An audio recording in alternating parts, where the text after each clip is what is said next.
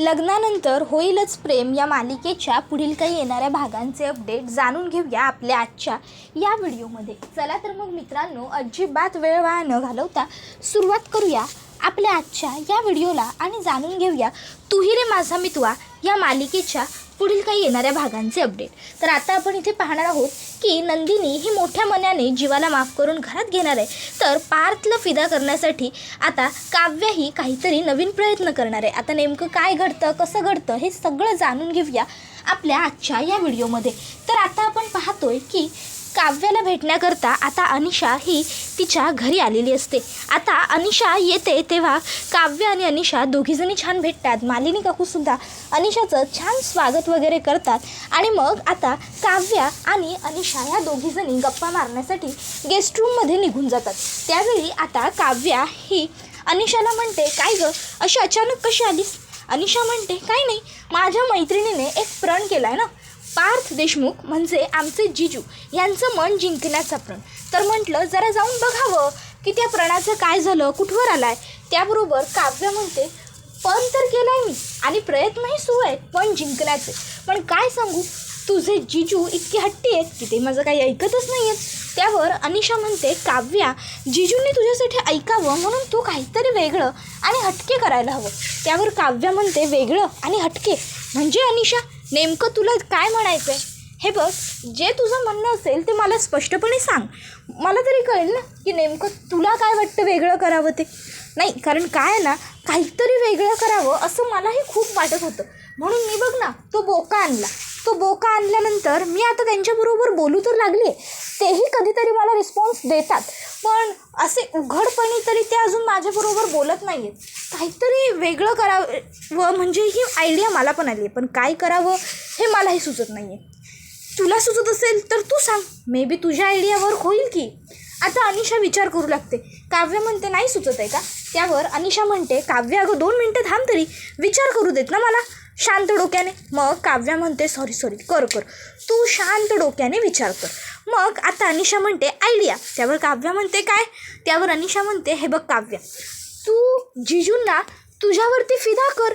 त्यावर काव्य म्हणते, काय फिदा करू म्हणजे नेमकं काय करू? त्याबरोबर आता अनिशा म्हणते, काव्या काय गं तू, अगं तू एवढी डॅशिंग आहेस, मग तशी डॅशिंग राहा की. लग्नाआधी तू किती मस्त राहायचीस आणि आता काय हे स्वतःचं काकूबाई करून घेतलंयस. त्यावर काव्या म्हणते, अनिशा तुला जे काही सांगायचं असेल की नाही ते स्पष्टपणे बोल, उगाचच्या उगाच तू कोड्यात बोलू नकोस बरं. तशी अनिशा म्हणते, बरं बाई, अगदी स्पष्ट बोलते. काव्य तू ना लहान मुलांप्रमाणे आहेस, तुला प्रत्येक गोष्ट किती समजावून सांगावी लागते बघ. त्याबरोबर काव्या म्हणते, आता बोलशील का पटपट? तशी अनिशा सांगू लागते, अगं काव्या आठव ना, जीवा तुझ्या प्रेमात का पडला? त्यावर काव्या म्हणते, हे बघ, आता मला पुन्हा तो विषय नको आहे अनिशा, तुला कळत नाही का? पुन्हा त्याच विषयांवर चर्चा करणं म्हणजे मूर्खपणा आहे. पुन्हा त्याच विषयांवर गप्पा मारणं मला नको आहे तो विषय. त्यावर अनिशा म्हणते, काव्या अगं तो विषय मी काढला आहे कारण का मला तुला हे सांगायचं आहे की आठव जीवा तुझ्यावर फिदा का झाला, कारण तेव्हाचं तुझा डॅशिंगनेस, तेव्हाचं तुझं बोलण्याचा ॲटिट्यूड, चालण्याची पद्धत, धमक सगळं वेगळं होतं. काय तो काव्याचा कॉन्फिडन्स. काव्या आली की इन्स्टिट्यूटमधली, कॉलेजमधली 5-6 मुलं तरी काव्यावर सहज फिदा होतील असावाला. आणि आत्ताची काव्या ही अशी रडकी काकूबाईवाली काव्य आहे. त्याबरोबर आता काव्य म्हणते, अनिशा मग तुला वाटतं काय? अनिशा म्हणते, तू लुक ट्रान्सफर कर.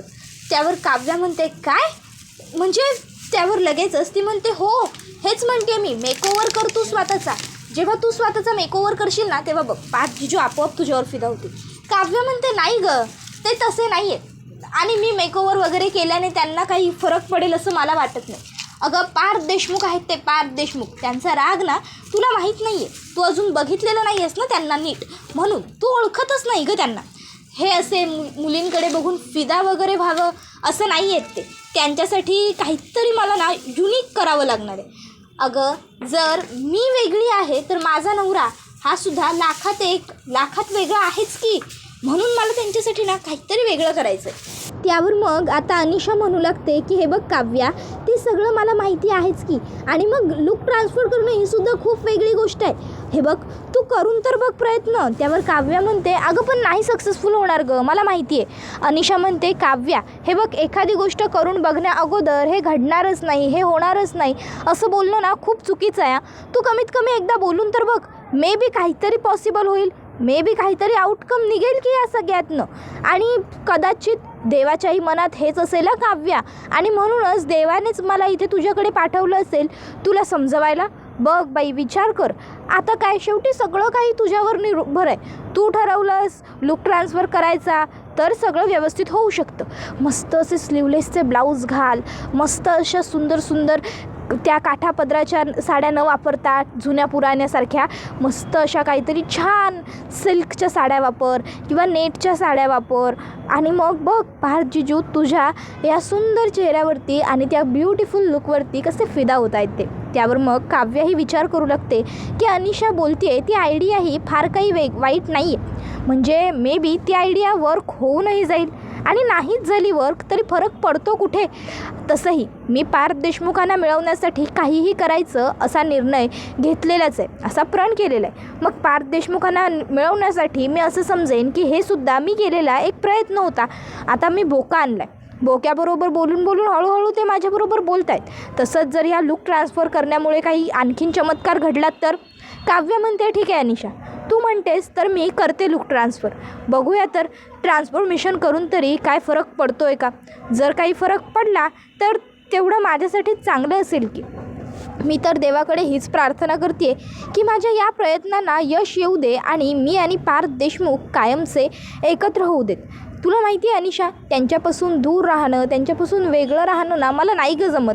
अनिशा म्हणते काव्या ते सगळं आपण नंतर डिस्कस करू, तू पहिले चल आतमध्ये बाथरूममध्ये, मी मस्त तुला रेडी करते. त्यावर अनिशा लगेचच असं म्हटल्यावर काव्या म्हणते काय लगेच करायची सुरुवात. त्यावर अनिशा म्हणते मग काय मुहूर्त काढायचं आहे, तू चल बरं काव्या. आणि मग अनिशा काव्याला खेचून आता आवरायला तिचं घेते आणि सुंदर अनिशा आता मस्त काव्याला एक ब्लाऊज घालते स्लीवलेस असलेला आणि छानपैकी मस्त तिचा लुक क्रिएट करते आणि तिला म्हणते वाव, आता बघ तू कसली सुंदर दिसतेस काव्या. आता तू जिजूंसमोर गेलीस ना की बस जिजूंची विकेट. आता काव्या मस्त बाहेर येते आणि आता काव्य बाहेर आल्याबरोबर तिकडनं पार्थसुद्धा फोनवर बोलत येत असतो आणि तो मिस्टर मुजुमदारांशी बोलत असतो. आता पार्थ मुजुमदारांबरोबर बोलता बोलता जागीच थांबतो आणि त्याच्या तोंडात पटकन शब्द येतो वाह.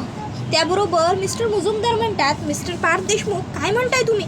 पार्थ म्हणतो नाही सर तुम्हाला नाही, सॉरी सर. त्याबरोबर मालिनी काकूसुद्धा आता हे सगळं बघत असतात. मालिनी काकू लगेच पार्थच्या शेजारी येऊन उभ्या राहतात आणि पार्थला विचारू लागतात काय रे आवडली का, सुंदर दिसतीये ना माझी सून. त्याबरोबर पार्थ म्हणतो हो ग खरंच. आता मालिनी काकू पटकन म्हणतात जा ना मग जाऊन सांग तिला.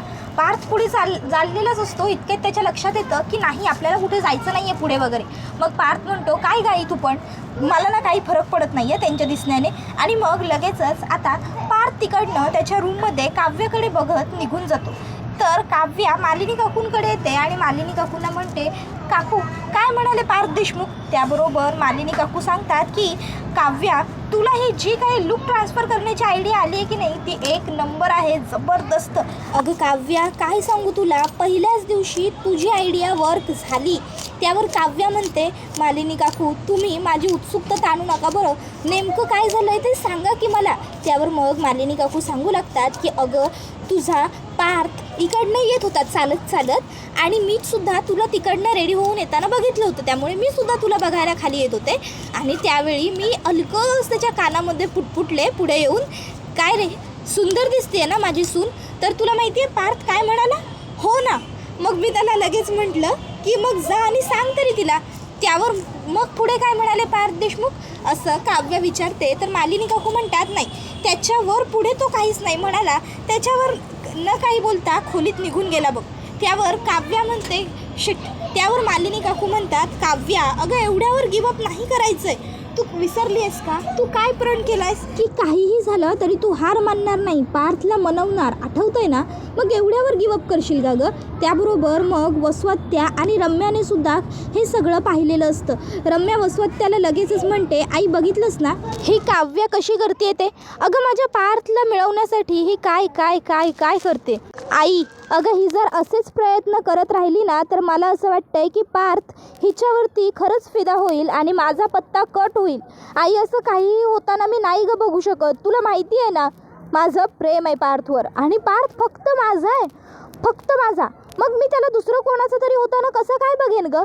आई मला काहीही करून त्या काव्याला पार्थपासून वेगळं ठेवायचं आहे, तिला मला दूर करायचं आहे पार्थपासून. पण मी काय करू, कसं करू मला काहीच सुचत नाही आहे गं, काहीच कळत नाही आहे. आई तूच मला काहीतरी मार्ग दाखव ना. त्याबरोबर वसवत्या तिला म्हणू लागते, रम्या रम्या रम्या अगं शांत हो, किती काळजी करतेस तू? ती काव्या तुझं काहीही वाकडं करू शकत नाही, चल माझ्याबरोबर. आता तिला चांगली खडसव तू. त्याबरोबर रम्या लगेचच काव्याला म्हणते, काव्या हे बघ काय आहे ना, कावळ्याने कितीही मोराचे पंख लावले तरीही तो काही मोर होऊ शकत नाही. तू कितीही काहीही केलंस पार्थला मनवण्यासाठी, त्याला तुझ्यावर फिदा करण्यासाठी, तरीही तुझा भूतकाळ पुसला जाणार नाही आहे. तू जीवाबरोबर जे काही राहिली आहेस ते सगळं थोडीच पार्थ विसरणार आहे, ते तर त्याच्या लक्षात राहणारच आहे ना. त्यावर काव्या म्हणते रम्या, त्यावर वसवत्या म्हणते, ए तिला काय बोलतेस गं? ती काय खोटं आणि चुकीचं बोलते का?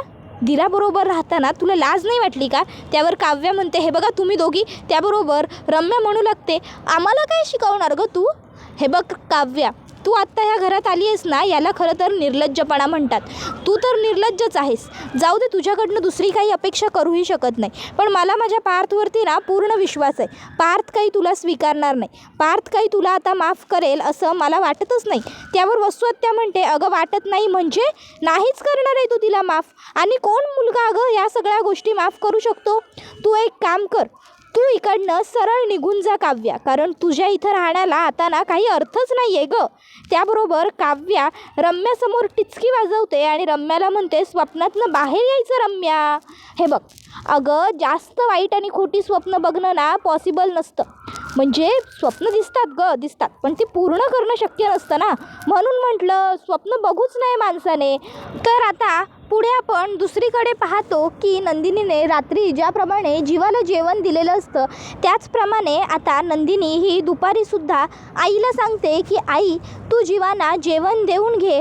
त्यावर आई म्हणते, ए तुला एवढी काळजी वाटते तुझ्या नवऱ्याची तर मग तू कर ना त्यांच्यासाठी, तू दे की नेऊन त्यांना जेवण वगैरे. त्यावर नंदिनी म्हणते, आई प्लीज, तुला माहिती आहे ना मला त्यांच्याबरोबर बोलायचं नाही आहे म्हणून, मग तू माझ्यासाठी एवढं नाही का करणार? मग आता पुन्हा एकदा शारदा जीवासाठी दुपारचं जेवण घेऊन आलेली असते.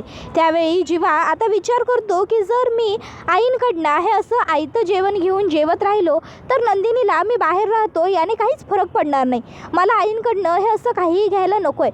हे सगळं तर माझ्यासाठी नंदिनीच पाठवते, म्हणजे नंदिनीला माझ्यासाठी काळजी तर वाटते, पण मी हे न घेता तिला आणखीन जास्त वाईट वाटेल आणि मग ती स्वतःहूनच मला घरात घेईल. मग लगेचच आता जीवा शारदाला म्हणतो, आई नको आहे मला. त्यावर शारदा म्हणते, जावई बापू आहो. त्यावर जीवा तिला डोळा मारतो आणि मग आता तो हळूहळू पुटपुटून तिला खरं समजावतो. तो तिला म्हणू लागतो की अहो आई, जर मी तुमच्याकडनं असं सतत खायला प्यायला घेतलं किंवा तुमच्याकडनं मदत मिळवली तर मग या सगळ्याला अर्थ काय? मग काही उपयोगच राहणार नाही ना कसलाच. नंदिनीला वाटेल की मला सगळं मिळतंय म्हणून, मग नंदिनी मला घरात का घेईल? मग शारदालाही ही गोष्ट पटते. शारदा आता ते जेवण घरात घेऊन येते आणि मग ती आता नंदिनीला सांगते, नंदिनी जीवारावांनी जेवण घ्यायला नकार दिलाय, ते म्हणालेत की जर ते इथे राहिले तर ते त्यांचं काय करायचं ते बघून घेतील. त्यावर नंदिनी म्हणते, ठीक आहे, मग आता मला काही घेणं देणं नाही आहे, माणुसकीच्या नात्याने मी तुला त्यांना जेवण नेऊन दे असं सांगितलं होतं, पण जर त्यांना त्यांचं काय करायचं हे बघायचं असेल तर त्यांची इच्छा. आणि मग मी आनंद निवासला जाते आई, मला यायला वेळ लागला तरी काळजी करू नकोस, मी येईन, आज खूप दिवसांनंतर जाते, मग कामं पेंडिंग आहेत असं म्हणून नंदिनी घरातनं बाहेर पडते. आता नंदिनीच्या मनात तर जीवाचेच विचार असतात, जीवा काय करेल, उपाशी राहील का, बाहेरनं आणून खाईल का वगैरे वगैरे. मग आता अचानक एक साधू तिच्या समोर येतात आणि आता ते बाबा तिला सांगू लागतात की तुझ्या जे मनात आहे तेच तुझ्या ओठांवर आण आणि ओठावर येईल ते स्वीकार, आणि ते तुझं परम सत्य आहे, ते तुझं आयुष्य आहे, तेच तुझं भविष्य आहे. त्याबरोबर नंदिनी नंदिनी आता त्या बाबांना म्हणते, हे काय बोलताय तुम्ही, काय बडबडताय? त्याबरोबर ते बाबा म्हणतात, मी बडबडत नाही आहे मुली, मी सत्य तेच म्हणतो. तुझ्या मनात सध्या तुझ्या नवऱ्याचे जीवाचे विचार सुरू आहेत ना? त्यावर नंदिनी बाबांना म्हणते, बाबा तुम्हाला कसं कळलं? त्यावर बाबा म्हणतात, मला सगळं कळतं, म्हणूनच तर मी बाबा आहे ना हा. आणि नंदिनी, हे बघ, तू सत्यापासून पळतेस, तू सत्य मागे मागे सोडण्याचा प्रयत्न करतेस, पण एक गोष्ट लक्षात ठेव मुली, सत्य अटळ असतं. तू कितीही मागे सोडण्याचा प्रयत्न केलास ना तरी ते शेवटी तुझ्या मागे मागे येणारच, ते तिथे थांबणार नाही. त्यामुळे तू ते स्वीकार आणि आता तू सगळं कबूल कर. जीवा तुझ्यासाठी जे काही एफर्ट्स घेतोय ते स्वीकार बाळा. त्यावरती म्हणते, पण गुरुजी मला झालेला त्रास? त्यावर गुरुजी म्हणतात, ते सगळं तुला मागे सोडावं लागेल.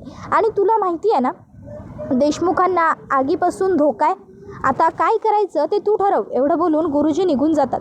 तर इकडे आपला जीवा हा आता पुन्हा एकदा ऑनलाईन आलेला असतो आणि तो आता व्लॉग लाईव्हला बनवत असतो आणि तो सांगत असतो की हाय हॅलो गाईज, नमस्कार फ्रेंड्स. तर मी माझ्या बायकोला म्हणजे नंदिनीला मनवण्यासाठी हे सगळे एफर्ट्स घेतो आहे, हे तर मी तुम्हाला सांगितलेलंच आहे. आणि आत्ता नंदिनीला मनवण्यासाठी हे जे काही मी व्लॉग सुरू केलेले आहेत त्याचा डे 2 आहे. आणि काल मी तुम्हाला म्हणजे माझ्यासाठी प्रे करा हे सांगण्यासाठी व्लॉग बनवला होता, पहिला व्लॉग. पण आज मी हा व्लॉग बनवतोय तो माझा उदरनिर्वाह कसा होईल हे दाखवणारा व्लॉग हा असणार आहे. आता म्हणजे माझ्या सासूबाई तर खरोखर खूप चांगले आहेत आणि माझी बायकोसुद्धा खूप चांगली आहे. त्या दोघी मला घराबाहेर असूनसुद्धा जेवण वगैरे प्रोव्हाइड करतायत, पण मला हे काही पटत नाही आहे की मी त्यांच्याकडनं असं जेवण घ्यावं. म्हणून मग मी विचार केला की आपण आपली सोय बघितली पाहिजे आणि म्हणूनच मी आता इथे बाहेर आमच्या लॉनमध्ये चुलीवरती माझ्या हातचं जेवण बनवून खाणार आहे. तर आता मी मस्तपैकी गरम गरम झुणका भाकर करायला घेतो आहे. आज पहिल्यांदाच मी चुलीवर स्वयंपाक करणार आहे, त्यामुळे it's little bit risky, but तरीही आपण करू शकतो असं म्हणत आता जीवा व्लॉग बनवत जेवण बनवत असतो. नंदिनी हे सगळं बघत असते आणि अचानक जीवाचा हात जोरात आगीने भासतो. त्याबरोबर आता जीवा ऐ ग आ असं जोरात ओरडतो. नंदिनी हे बघते, ती आनंदनिवासमध्ये बसलेली असते आणि तिच्या तोंडून अपसूक शब्द बाहेर पडतात, जीवा हो काय हे? नंदिनी लगेच फोन बंद करते आणि म्हणू लागते की नाही आता मी घरी जाऊन जीवाना पहिलं घरात घेते. जीवानी हे असं बाहेर राहणं मला नाही सहन होत आहे, त्यांना त्रास झालेला मला नाही आवडणार. मग नंदिनी घरी येते आणि जीवा काय हे सगळं कशाला उपद्व्याप वाढवून ठेवताय, चला घरात पहिलं असं म्हणते. त्याबरोबर धनंजय तिकडे येतो आणि नंदिनीला म्हणतो, नंदिनी मी या मुलाला आतमध्ये घेणार नाही, तुला माहिती आहे ना. त्याबरोबर नंदिनी म्हणत असते, बाबा हो असं काय करताय, बघा ना त्यांच्या हाताला किती भाजलंय ते. धनंजय म्हणतो, नाही याने विश्वासघात केला आहे तुझा, पर्यायाने माझा, पार्थचा, मालिनी वहिनींचा, विक्रमचा. त्याबरोबर नंदिनी म्हणत असते, बाबा मला ते सगळं मान्य आहे, पण म्हणून तुम्ही जीवाना ते त्रासात असताना असं घराबाहेर ठेवलेलं मला नाही चालणार. कितीही झालं काहीही असलं तरी ते माझे नवरा आहेत, त्यांच्याबरोबर माझं लग्न झालं आहे, माझं त्यांच्याबरोबर नातं आहे, पर्यायाने ते तुमचेही जावई आहेत, त्यामुळे त्रासात असताना तुम्ही त्यांना असं बाहेर नाही ठेवू शकत आणि माणूस म्हणून तर आपण त्यांची मदत करू शकतो ना. त्याबरोबर आता धनंजय म्हणतो, म्हणजे तू माझ्या विरोधात जाणार आहेस तर नंदिनी तू या जीवाला घरात घेणारच. त्यावर नंदिनी म्हणते, बाबा मला तुमच्या विरोधात वगैरे जाण्याची बिलकुलच इच्छा नाही आहे, पण जर तुम्ही जीवाना घरात घेण्यासाठी नकारच देणार असाल, तुम्ही तुमचं मत बदलणारच नसाल, तर मग माझ्याकडे सुद्धा पर्याय नाही आहे. बाबा मला तुमचा विरोध करावाच लागेल, कारण माझ्यासाठी जीवासुद्धा तितकेच महत्त्वाचे आहे, तितकेच गरजेचे आहे जितके तुम्ही. त्यामुळे प्लीज मला परवानगी द्या जीवाना घरात घेण्याची. धनंजय ऐकत नसतो. मग नंदिनी म्हणते, माफ करा मला बाबा, मला तुमच्या विरोधात जावंच लागेल. आणि मग नंदिनी जीवाला म्हणते, तुम्ही आतमध्ये चला. जीवा म्हणतो, खरंच? त्यावर नंदिनी म्हणते, आता काय मोठ्या भोंग्यावरती ओरडून सांगू का की बिलबोर्डवरती लावू घरात चला म्हणून, या लवकर आतमध्ये. त्याबरोबर जीवा सॉरी म्हणत आतमध्ये जातो. जीवा खूप खुश होतो. त्याबरोबर हा व्हिडिओ इथेच संपतो. व्हिडिओ आवडला असेल तर व्हिडिओला लाईक करा, चॅनलवर नवीन असाल तर चॅनलला सबस्क्राईब करा आणि बेल आयकॉन आठवणीने प्रेस करा, जेणेकरून तुम्हाला पुढच्या प्रत्येक व्हिडिओचं नोटिफिकेशन मिळत जाईल आणि सर्व व्हिडिओचा आनंद हा अगदी उत्तम पद्धतीने घेता येईल. चला तर मग मित्रांनो, आजच्या पुरतं इथेच थांबूया. पुढचा व्हिडिओ येईपर्यंत टाटा बाय बाय, धन्यवाद, take care all of you.